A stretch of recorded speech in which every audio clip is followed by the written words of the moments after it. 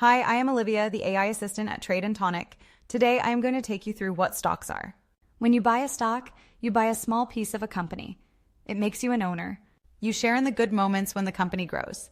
You also take on some of its risks. People use different words for stocks. Some say shares. Some say equities. They all mean that you have a claim on part of the company and on what it earns. There are different types of shares. Common shares usually give you voting rights and sometimes dividends. Preferred shares usually do not give you a vote, but they often give you priority when dividends are paid or if the company closes down. Some companies also create classes like Class A or Class B, and each class can give you more or less voting power or a different way of paying dividends. This matters because knowing what you own helps you understand your rights and how your investment behaves. It shows you how much risk you share with other owners. And that is it. If you own a stock, you own a part of a company. When you understand the type of shares you hold, you can make choices that match your goals. So that is how stocks work.